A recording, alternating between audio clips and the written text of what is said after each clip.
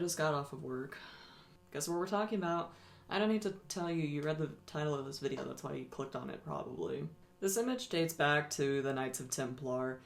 Yes, those guys again. People are calling this image Satan's Cross now because the Satanists do what they do best and they usurp imagery. It's one of the symbols that can represent sulfur in alchemical studies, as well as this little image right here. But the Leviathan's Cross can also represent gold, citronus, and brimstone. I've also read that it can represent the divine spark of man, nobility, and incorruptibility. Ironic. So, to understand why the Leviathan's Cross has religious links, we have to look at Ye Olde Bible.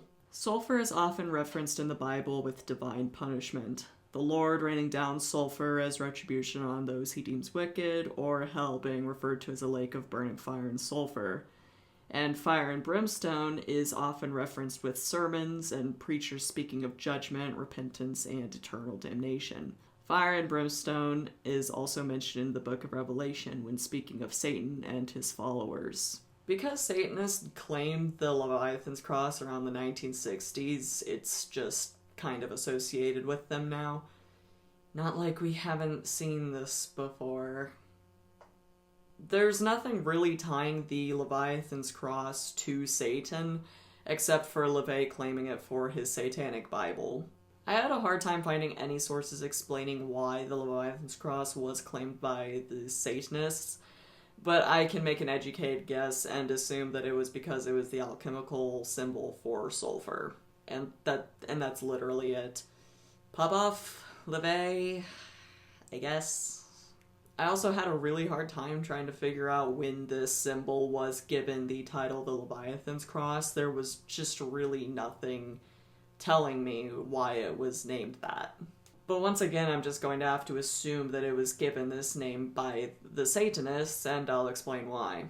I say this because a dragon or a Leviathan is referenced in Isaiah and Revelation in the Bible, and a couple other places depending on your translation. The Leviathan is usually depicted as a sea serpent, but occasionally as an enemy of God, and that's why I think the Satanists probably called it that. But that's just my own speculation, so do not quote me on that.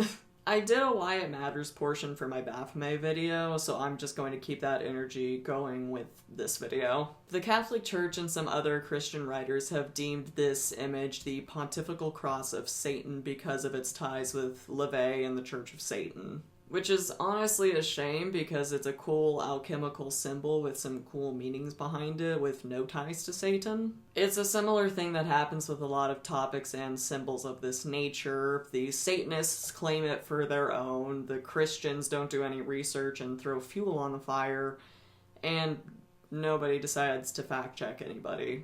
Which I can't fault anybody for. I know a lot of people aren't as engrossed and fascinated by these topics as I am. But if you clicked on this video, you probably appreciate history, the occult, and correct information, which I greatly appreciate you for. I hope you all enjoyed this video. I know it's a bit on the shorter side, but I have a pretty fun video in mind I'm thinking about doing, so stay tuned to see if I end up doing that. If you enjoyed this video, give it a like, maybe subscribe, send it to some other people who might be vaguely interested by it, or very interested. Have a good day, bye!